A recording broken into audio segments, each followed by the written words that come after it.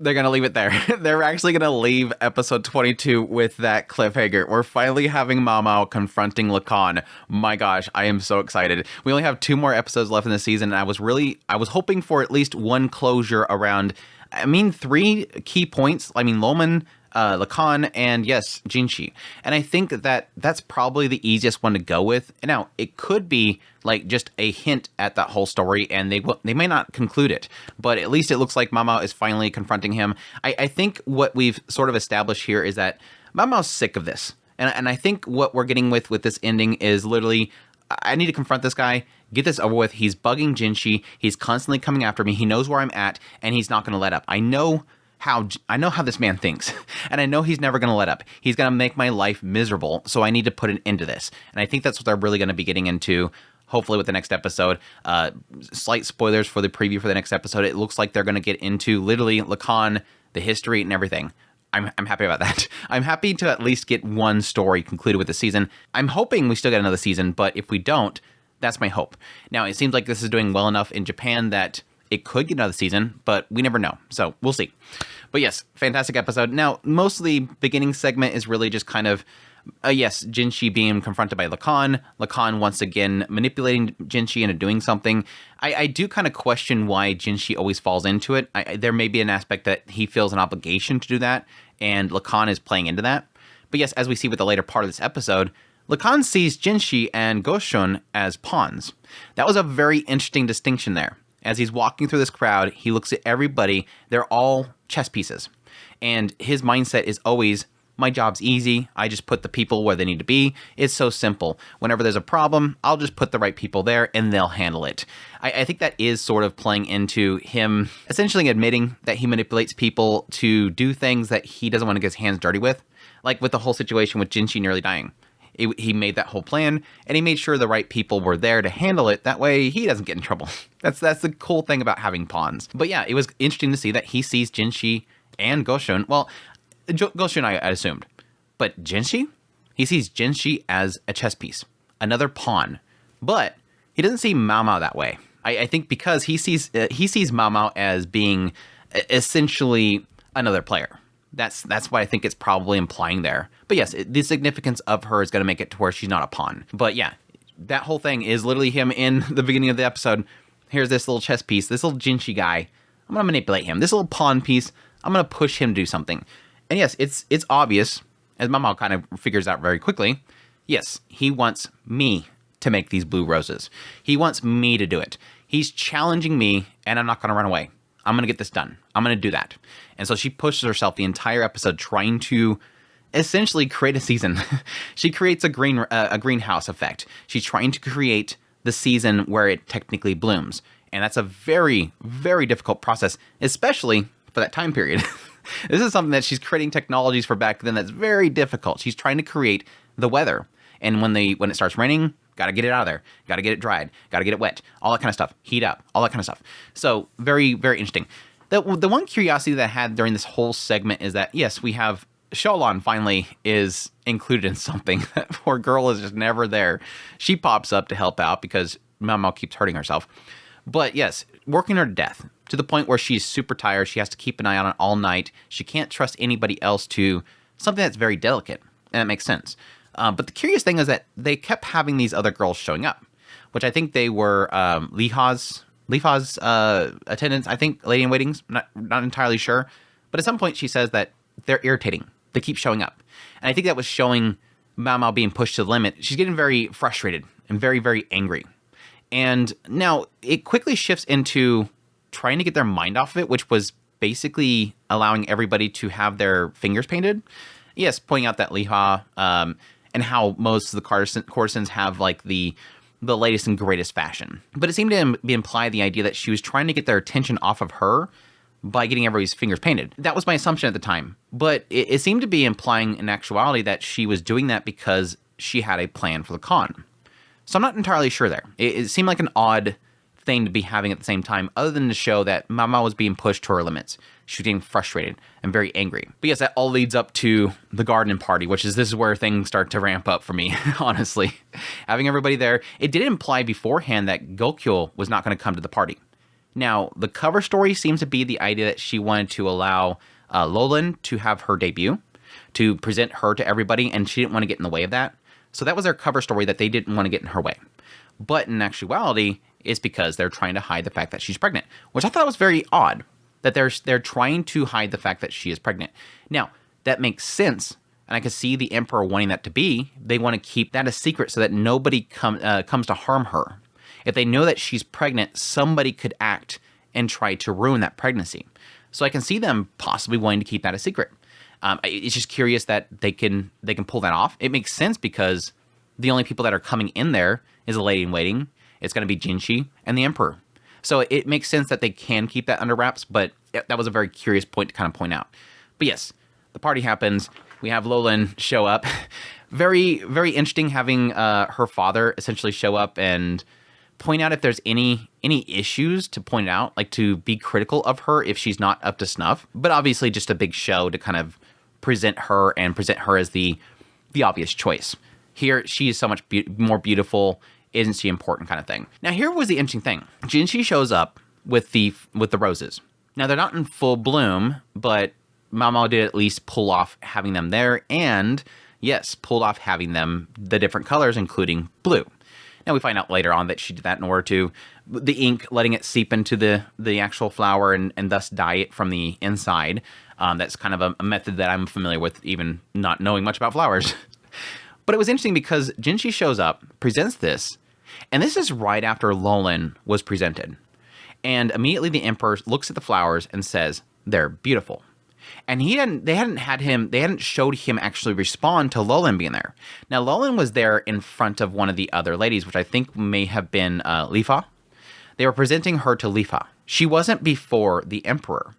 And I thought that was kind of an interesting thing to point out because it can imply the idea the Emperor, the introduction of Loulan being outshined by the roses, and him immediately responding to the roses rather than to her being presented.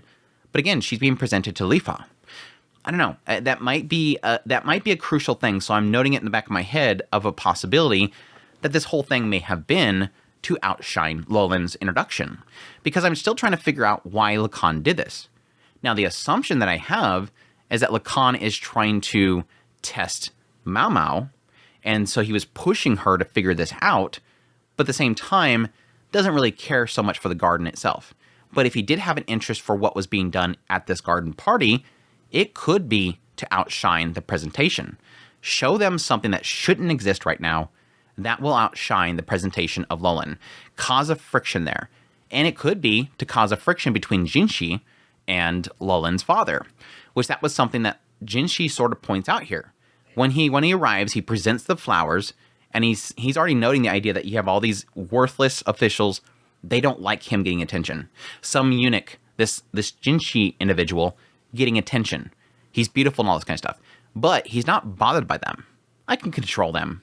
Lust, that's easy to exploit. Envy, I can manage that. But the problem that he's having here, in the wake of everybody that's there currently, is Loulan's father, which he can't figure out. He's like, I can't tell what he's thinking. That's what I'm afraid of. That's what I have problems with. That's my trouble right now. And additionally, Lakan. He even notes more than Shishou or Loulan's father. Lakan is somebody that's more troublesome for me. I can't figure these people out. They're difficult to figure out. But yeah, also technically hinting at the idea here that the Emperor, once again, is having problems with Loulan's father. He is somebody that is favored by the previous Emperor's mother. The former Emperor's mother favored him. I hope that eventually they get into more what this guy is and why he's so important, because my mindset immediately goes to, it's difficult for me to figure out in a setting like this that anybody can intimidate an emperor. The emperor. The big guy. The big cheese. This is somebody that can get rid of people when he wants to get rid of them. But yes, they're implying here that this isn't an absolute power situation. That the idea of him, emperor, who has trouble looking at Shishou, this father, he has trouble looking him in the eyes. That's somebody that's intimidating the emperor. So that implies that this guy has power. It could be wealth, it could be land, and it could be something that he can leverage to fight against the Emperor if he wanted to. And that's probably why the Emperor puts up with him, despite the fact that he doesn't like him, seemingly. Or at least he's intimidated by him. He fears him. I don't know.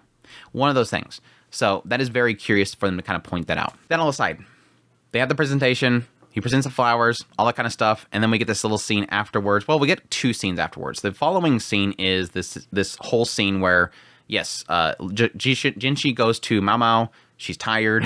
Yinghua was like, you gotta stop going to that Crystal Palace. Stop the pavilion. Stop going there. You always can come back all beat up and tired. But yes, Jinshi shows up and says, how'd you pull it off? She explains the whole situation. But then he notes that she has painted fingernails.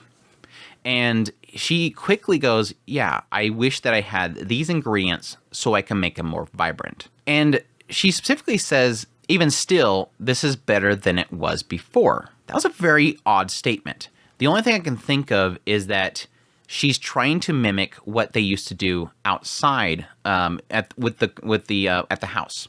That they used to paint their fingernails and all that kind of stuff, and maybe she was trying to get something similar to that. But this is better. It's better than it used to be way back, and I think that this is a tie-in with Lakan. Way back when Lakan used to visit all the time, and Maomao's, again, mother was there, it was less vibrant. So even though it's not as vibrant as what they've done here recently, it is more than when Lakan was visiting and her mother was there and everything like that. So she's at least pointing out that it's been more vibrant then. And that's important because, yes, Maomao says, Goshun, did you get what I wanted? Yeah, I got it for you. Okay, it's time. It's time to finally confront him, to catch him off. When he's off guard, it's time to strike. And again, this is this seemingly Maomao finally trying to confront Lakan. She has a plan and she wants to confront him.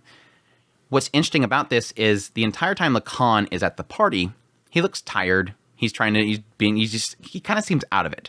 And that's par for the course for him. He's a weird dude.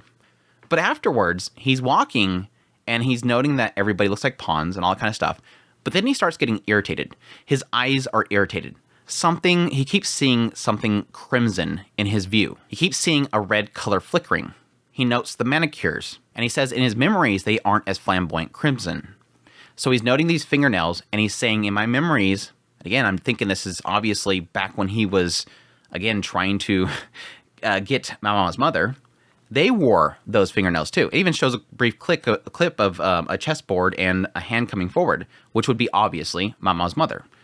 So I think there is a side here that Maomao is trying to trigger memories in him, but additionally, I think Maomao knows, based on her experience in interaction with the Khan back then, or at least maybe somebody that was in interaction with him, they knew that he has a problem with the color red. I'm not sure exactly if there's some sort of disease or disability or just a defect in the eyes that can cause this, but it seems like this is something that irritates him, which would explain why he likes blue so much. This is something that is very different than the color red. It might be something that's more soothing to him. He might have some sort of, again, irritation in his eyes, some sort of effect in his eyes that he likes blue, but the red, it pains him. It makes him tired. It gives him that irritation. And that seems to be what I think Maomao knew. And she was trying to catch him off guard by causing this. So get everybody's fingers painted. And then he'll be irritated, and then I can confront him. I can strike. Now the question mark is, what did Maomao have Goshun get? That's the massive question mark. That it implies something with the preview of the next episode, which I'm assuming that's probably going to be the case.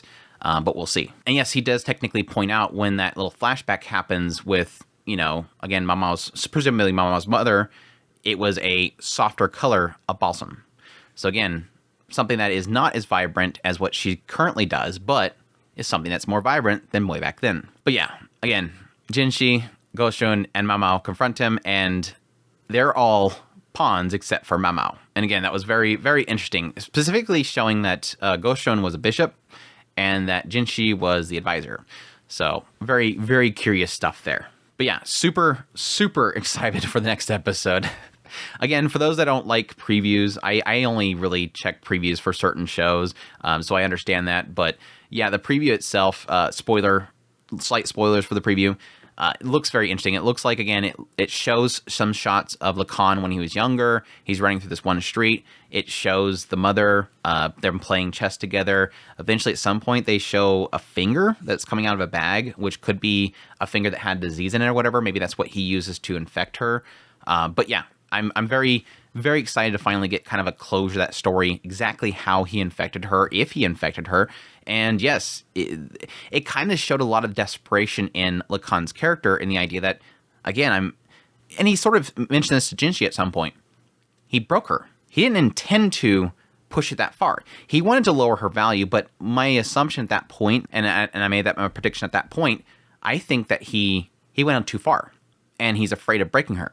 And again, he said that about Maomao. He wouldn't want to break her again or something like that. I forget exactly what it was, but I'm excited for it. It's probably going to be extremely hard to watch, but we'll see. But yeah, that's my thoughts on episode 22 of Apothecary Diaries. Hope you guys enjoy this video. As always, if you did, make sure that like button down below, comment. Let me know what's the episode. Additionally, if you're new to the channel, make sure that subscribe button to come on content. I do news reviews, first impressions, top list if it's anime, it's pretty mature. Additionally, if you want to support the channel more, I have Patreon link, tips, links, super links, membership button down below. Greatly appreciate what it does. And y'all take care.